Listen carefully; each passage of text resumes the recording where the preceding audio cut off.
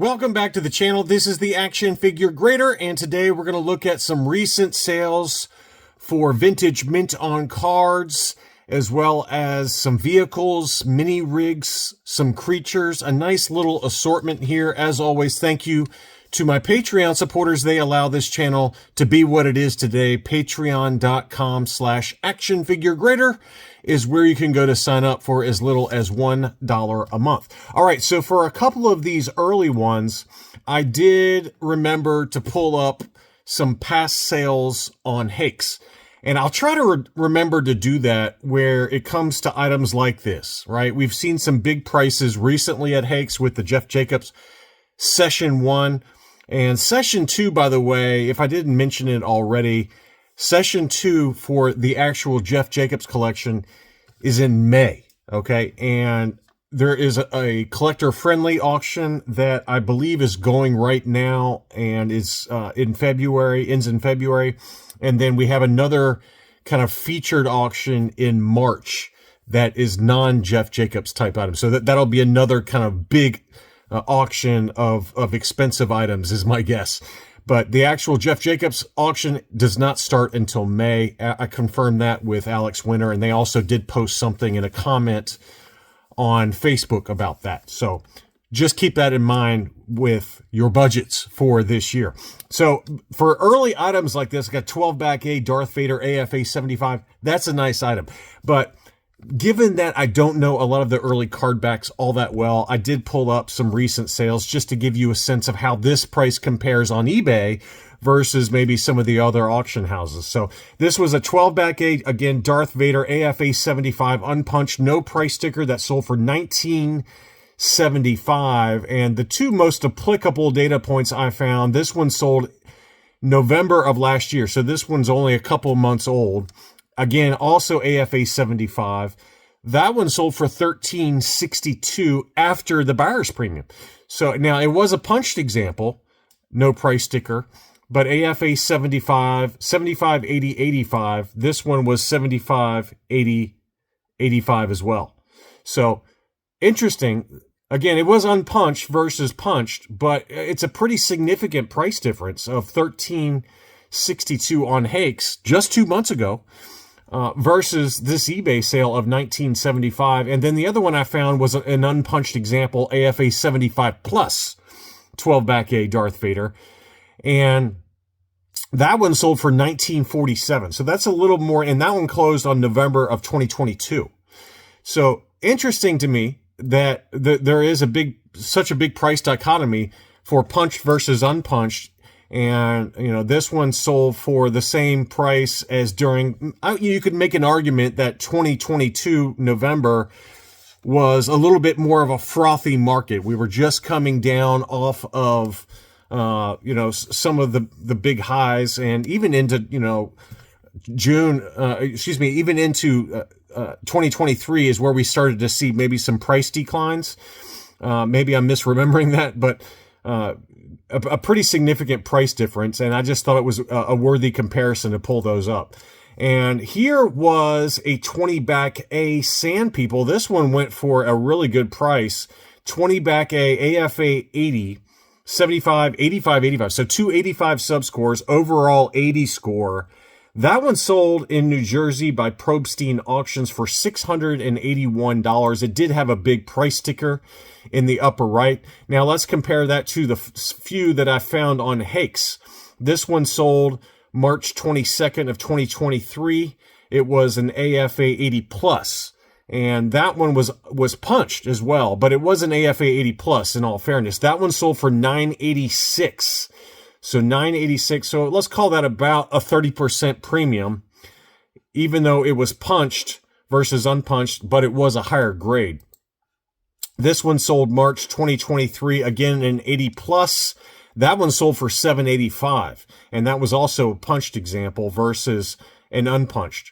No, I'm sorry. This one was punched, but it was partially punched. The hang tab was still in there on the bottom of the card back. So again, none of these are exactly perfect in terms of comparisons, but I just thought it was kind of a worthy worthy to show some of these recent sales. So that was an 80 plus 785 again versus 681.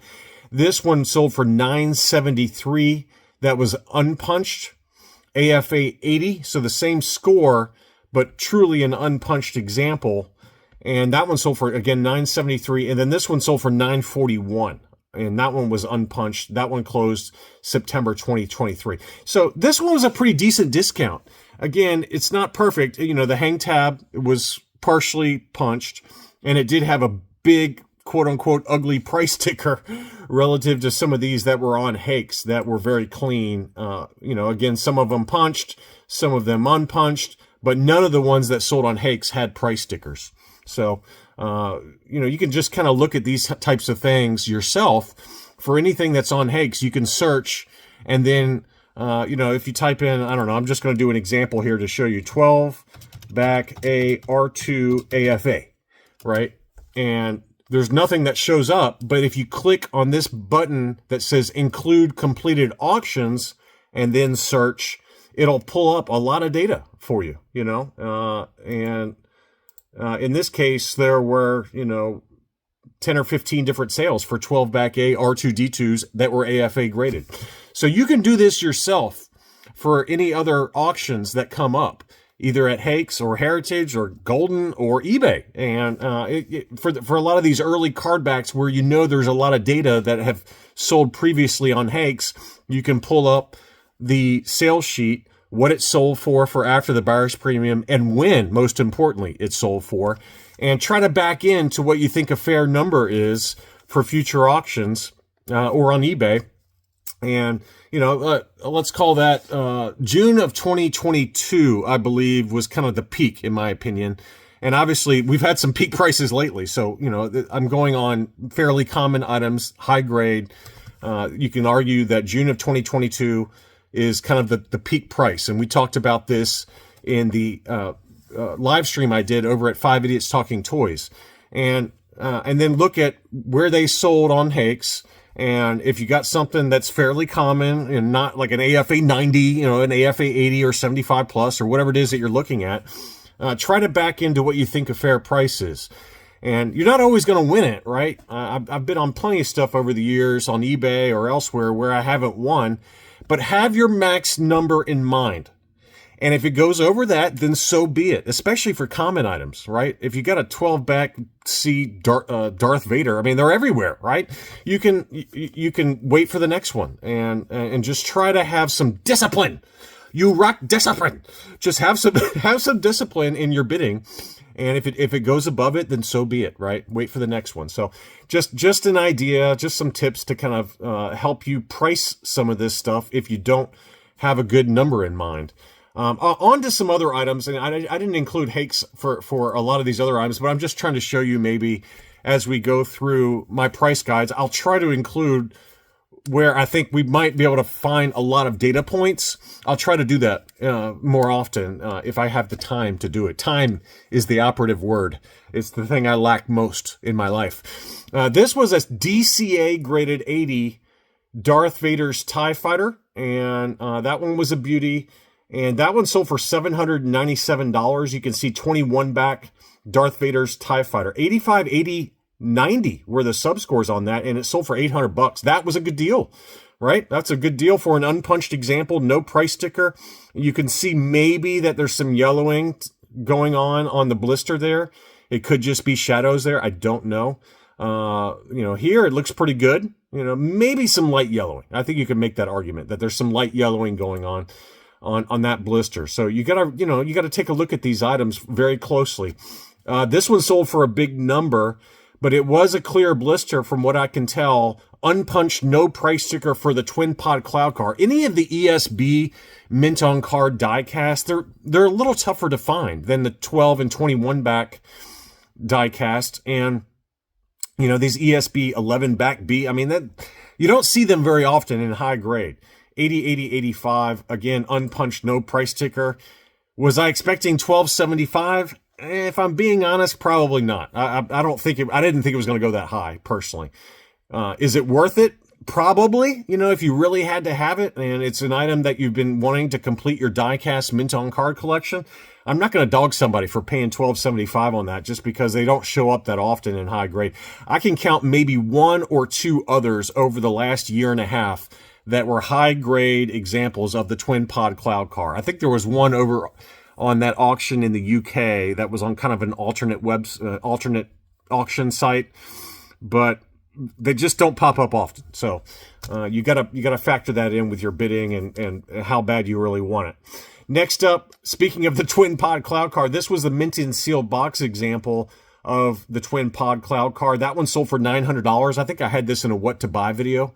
Very, very nice example. I think it grades probably a 75 pretty easily, 75 plus potentially. It did have a little crease going on in the upper left-hand corner that you can see there, but still, factory sealed, trusted seller that I've bought from in the past.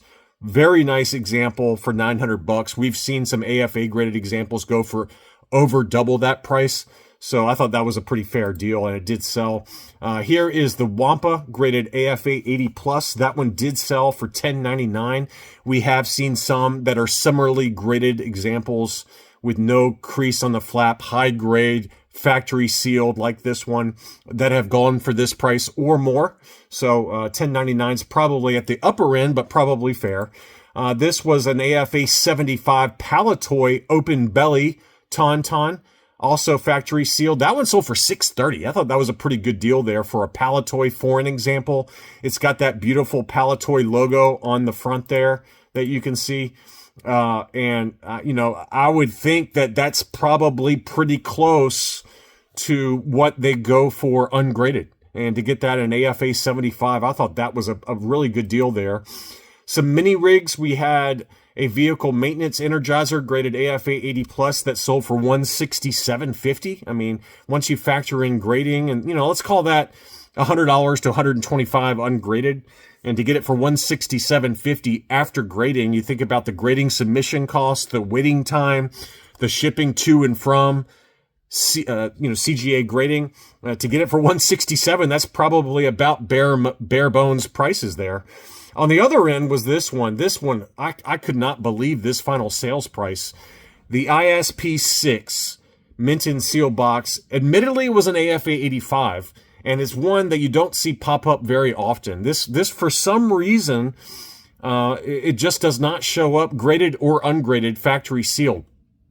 $13.31 after, you factor in the 97 cents plus shipping. So it's $13.50. That is a big number. Admittedly an AFA 85, but that is way more than I was expecting. I was thinking like 600 to 650. That was kind of my number.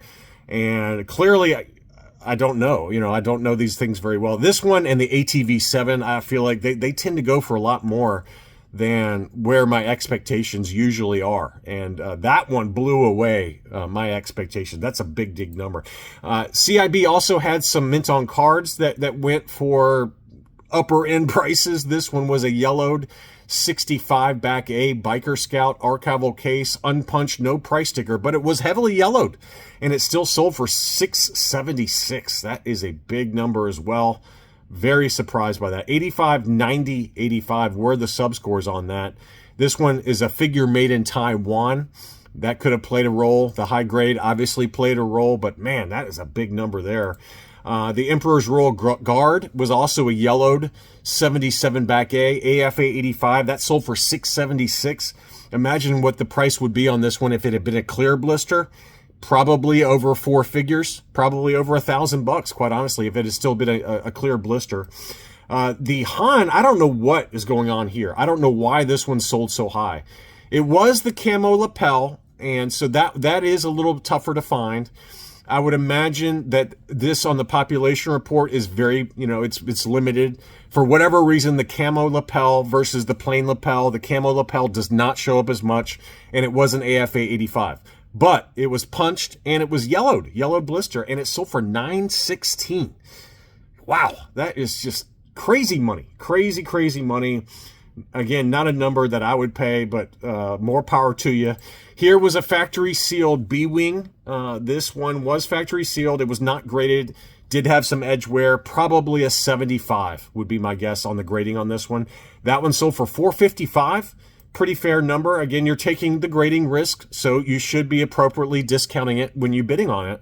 And maybe it only gets a 70. You can see some pretty heavy wear right here on the box. So I never know, though. It's weird. Sometimes I see these factory sealed vehicles like the AT-AT or the Slave One, and they got more edge wear than I would think for what it grades out at. And then other times it seems lower. So it can be hit or miss. But I think that given that pretty heavy edge wear right there, it probably at best gets a 75, potentially a 70 plus. And maybe that's why it sold so cheap at $455. Here was that battle damaged X-Wing fighter. This one did sell after my what to buy video. AFA 75 factory sealed. It sold for $1,000. The battle damaged Imperial TIE fighter also did sell. It was listed for $1,200. The best offer accepted on that was $1,000. Unused stickers. Now this one was qualified. It was not factory sealed. This one was qualified. You could send this in to be qualified, graded, unused contents. But still, I think $1,000 is right in line with market. I've seen some factory sealed AFA examples go for big money, big money. It's one of the tougher ones to find. This one probably gets a 75 would be my guess on that one. On to some other real gems. This one was a clear blister, clear inner tray, 65 back B Luke Skywalker. It did have a price sticker, but it was unpunched. AFA 80. But look how beautiful that blister was. That almost looks fake, doesn't it? I mean, how often do you see one so crystal clear like that? And the price reflected that. I mean, it was a big number. It was a seller that I've known about in the UK. I don't know if I bought from him or not, but he's in the Netherlands and does ship to the US. Wow, look at that final number. 1,470 euros, which is 1,543 US dollars. But that is crazy to see. I mean, that is a time capsule type of item. Very, very tough to find one where you got one so crystal clear like that. That is just cool. Cool to see. Cool to see. Not one you see often, crystal clear. Next up, Probstein Auctions had a Kenner Canada 77 back A Leia Indoor Combat Poncho, graded AFA 80, punched example, $265. And this goes back, I think we talked about the Kenner Canada Leia Indoor. There was another one that was an AFA 80 or 80 plus. I don't think it was an 85. And it sold for significantly more than this. It sold for like $600, and it was yellowed. It was yellowed like this. It maybe wasn't as yellowed as this one, but it was yellowed, and it sold for like $600 recently. And I remember I said in that video, you may not remember, but I said, don't pay that for a Kenner Canada Leia Indoor. She shows up a lot. She shows up a lot, and this is a good example of that. 265 is kind of in line with market, right? That's a market number. Whereas the one, I don't know when it was, but it was a market update fairly recently, maybe within the last month, where it sold for something stupid like $600. Next up, I was a little surprised on this one. This one seems high. I feel like the C-3PO on the Power of the Force card is not that hard to find, and this one was only an AFA 75 plus, and it sold for $680. So maybe I'm misremembering, but to me, the C-3PO is not a difficult one to find on the Power of the Force card. So that price really surprised me, given the grade of 75 plus. This one was an AFA quote-unquote 80 Luke X-Wing, but you can see on the card there, it had a very pronounced faint. It's faint, but in my opinion, it's pronounced in the lighting as it's shown, right? You can see the spider vein there on the front of the card back. And it did sell for $670, which is probably about right. You know, I do think that the card subscore of 80 is probably a little generous. The crease is not on the back, excuse me, but it is on the front in certain lighting. And in all fairness to the seller, they did show it. But $670 for a Power of the Force Luke X-Wing, I would have guessed $600. That would have been my guess if somebody had asked me prior to the auction ending. So I think that's probably about right. The Darth Vader AFA 85 unpunched, no price sticker, big number at $1,300. AFA 80s tend to go, I would call it 900 to 1,000. So again, straight 85s, unpunched, no price sticker, 1,300. Someone's going to pay that, I would guess. Here was a big number though. This one was an unpunched AFA 85 plus, Luke Jedi on the Power of the Force card, and very tough to find in an AFA 85 plus, straight 85s again, but $1,600, gulp. That is a huge number, huge number. An AFA 80, I would call it in the 900 to 1,000 range, similar to Darth Vader. That's about usually. You could maybe make an argument that Luke is maybe a little more expensive than Darth Vader, typically in lower grades. But again, it was an AFA 85 plus, but $1,600. It's not an estimate that, it's not a final sales price that I would have called or been, expecting. But you can't be surprised when you start getting into those very high grades. And then finally was an AFA 80 Monomon, 80, 85, 85. And this one did have the ugly Toys R Us price sticker, but $289 is a very low number. That's kind of like what a loose Monomon complete goes for without the coin. And here we go, a mint on card example going for sub $300 in an AFA 80 grade. With, again, it did have the ugly Toys R Us price sticker. Some people don't mind it. To me, to get a mint on card last 17, a Monomon at $289, pretty good deal. That's a pretty good deal. I think your money's pretty safe at that price point, just given what you see a Monomon go for loose complete, as I already said. So anyway, I hope you enjoyed this video. Please be sure to leave me a like if you did. Thanks again for watching, and I'll be back soon.